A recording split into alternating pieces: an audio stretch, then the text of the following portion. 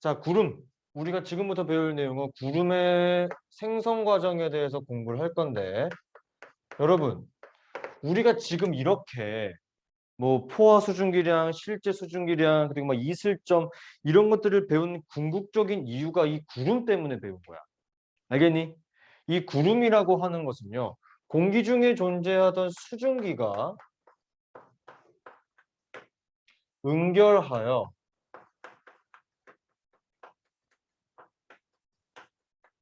액체가 된 것을 의미합니다. 그럼 결국에는 여러분 수증기가 응결해야 된다라고 하는 것은 이슬점에 도달했다라고 하는 것, 즉 이슬점 알아야 될 것이고요. 응결이 많이 되면 많이 될수록 구름이 많이 생성되겠죠? 그러면은 응결량 알아야 될 것이고요. 그리고 응결이 시작된다라고 하면은 결국에 불포화 상태인 공기가 포화 상태가 된다라고 하는 것이고요. 그럼 포화 수증기량 알아야 되겠고 실제 수증기량 알아야 되겠네. 그래서 우리가 공부를 한 거야. 알겠죠? 그렇게 생각하시면 되는 겁니다. 자, 우리는 그럼 가장 처음에 구름의 생성 과정에 대해서 한번 이야기해 볼 건데요. 자, 생성 과정. 내가 할 수 있을지 모르겠지만 길게 한번 써볼 거야. 가볼게. 자, 가장 먼저 해야 될 일은 뭐냐면요. 수증기, 즉 공기가 상승해야 합니다. 여러분 생각 한번 해볼게요. 공기가 상승하기 위해서는 어떤 일이 일어나야 되는 거지? 어떻게 해야지 공기가 상승될 수 있을까? 이미 이루어진 공기가 상승되려면. 아니요, 그냥 공기가 상승된다는 것만 생각을 해볼게요. 어떻게 하면 공기가 상승될 수 있을까요? 간단한 거 하나 이야기해봐요. 그렇지. 온도가 올라가야 돼. 대표적으로. 왜? 온도가 올라가면 무슨 일이 발생하니까? 부피가 팽창하니까. 부피가 팽창하면 무슨 일이 벌어지나요? 밀도가 줄어들잖아요. 그러니까 당연히 떠오르겠죠. 그렇죠? 좋아요. 자, 그럼 이렇게 상승한 공기가 뭐 때문에 이슬점 혹은 구름이 생성되는 거냐면요. 첫 번째, 자, 단열 팽창. 이것 때문에 제가 옆으로 길게 쓰려고 하는 겁니다. 자, 여러분, 단열 팽창을 제가 설명하기 위해서는 꽤 많은 양의 설명이 필요한데요. 여러분, 천천히 생각 한번 해볼게요. 자, 여러분, 이 공기라고 하는 것, 기체라고 하는 것도 결국 무엇으로 구성되어 있어요? 입자로 구성되어 있죠. 입자는 질량이 있어요, 없어요? 있죠. 우리 일정성분비 법칙, 질량 부준의 법칙 했잖아요. 그렇죠? 질량이 있죠. 여러분 질량이 있으면 무엇에 영향을 받아요? 중력 영향 받죠. 자, 그걸 다 쓸 겁니다. 잘 보세요. 결국 이 공기, 기체라고 하는 것은 입자로 구성이 되어 있어. 입자로 구성되어 있어요. 근데 이 입자라고 하는 친구는 질량이 존재해요.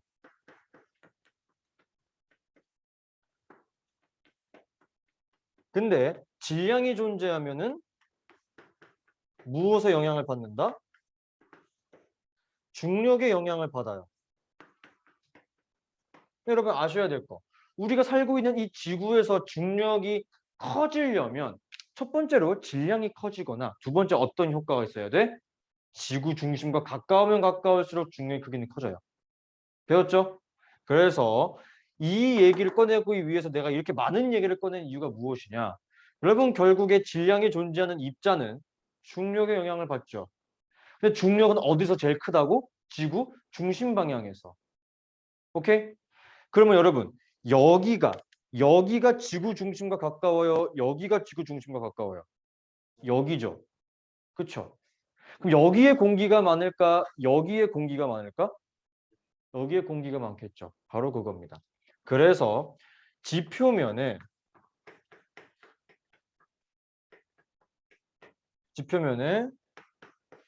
공기 양이 더 많아요. 그래서 단열 팽창이 일어나는 겁니다. 쌤, 그건 뭔 개소리인가요? 그건 제가 다 쓰고 한꺼번에 설명해 줄게요. 좋아요. 이렇게 단열 팽창이 이루어지게 되면은 팽창이 뭐예요? 부피가 증가하는 거죠. 그럼 부피가 증가하면 입자 사이의 거리 어떻게 돼? 멀어지죠. 입자 사이의 거리가 멀어지고요. 입자 사이의 거리가 멀어지게 되면 입자들 사이의 충돌 횟수 어떻게 돼요? 줄어들죠. 충돌 횟수가 줄어들는다는 것은 결국에 온도 어떻게 되는 거예요?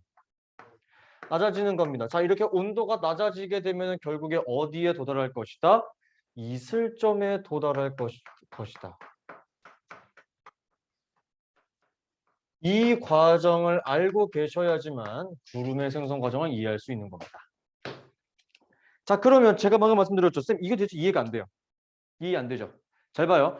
자, 공기가 올라갔어요. 그럼 단열 팽창하는 이유는 무엇이냐? 위로 올라가면 올라갈수록 공기의 양이 그럼 어떻게 돼?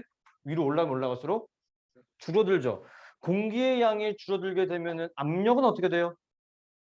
낮아지겠죠. 바로 그겁니다. 두 번째. 높이 상승하면 기압이 작아져요. 그래서 팽창하는 겁니다. 됐나요? 이거 메커니즘 반드시 기억하셔야 될 것 같아요. 됐지? 자, 내가 첫 번째 줄은 냅두고 두 번째 줄에 있는 거 살짝 여기부터 살짝 지울게. 자, 그래서 우리가 두 번째로 알아야 될 내용은 뭐냐면요. 생성 조건이야.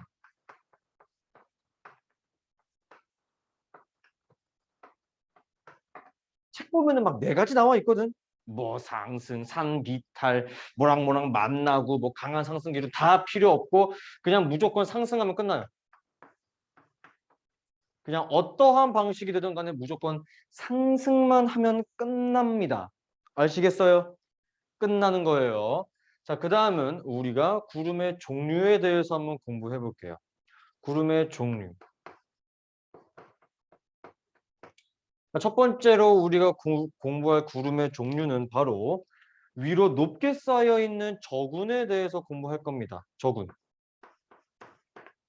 여러분, 저군은요, 높게 위로 쌓여 있기 때문에 강한 상승 기류가 있어야지만 생성되는 구름이에요. 오케이? 뭐지?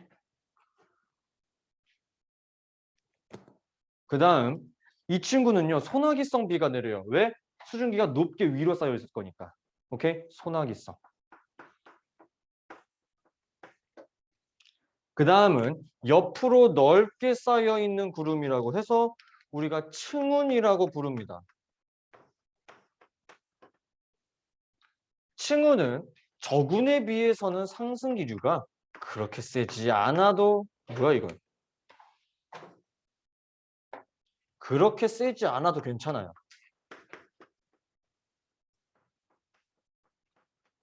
괜찮아요. 그리고 비는 지속적인 비가 내린다라고 합니다.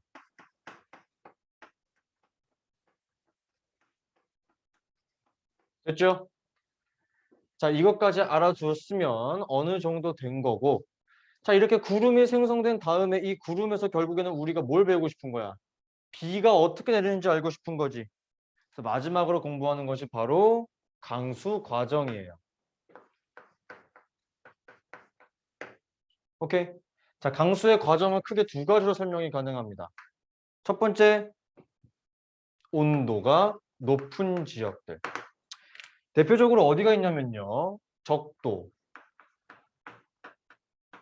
혹은 이제 우리가 저위도라고 이야기하죠.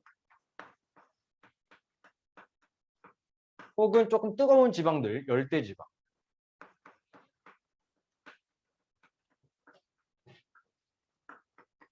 자, 이 지역들의 특징은 뭐냐면요. 우선 첫 번째로 공기가 높게 위로 상승된다 하더라도 온도가 그렇게까지 낮아지지 않음으로 인해서 수증기가 얼지 않아요. 수증기에 냉각이 이루어지지 않아요. 즉 얼지 않는다고 생각하시면 됩니다. 얼지 않는다. 그래서 비가 내릴 때도 얼음에 달라붙는 게 아니고요. 물방울과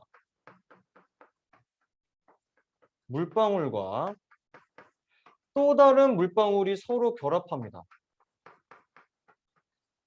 이렇게 만들어지는 것이 바로 더운 지방 저위도에서 비가 내리는 과정입니다. 근데 대한민국이 존재하는 곳에서는 이렇게 비가 내려요. 우리가 흔히 얘기하는 극지방, 다른 말로는 고위도라고도 이야기할 수 있겠죠.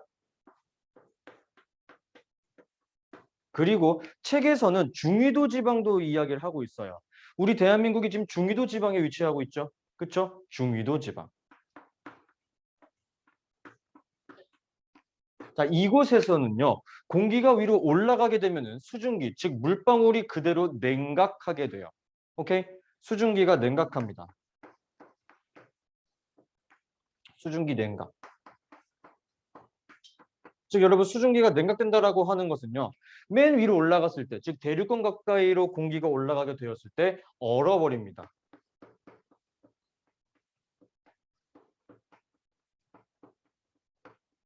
자, 그러므로 이렇게 고위도 지방에서 비가 내리는 과정은 얼어버린 이 얼음 알갱이에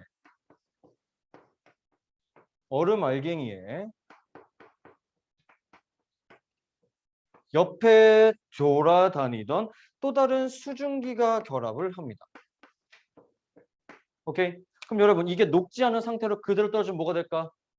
눈. 내려오는 길에 녹으면 비가 되는 거예요. 아시겠죠? 오늘 진도 여기까지. 지금 문제 쫙 다 푸세요.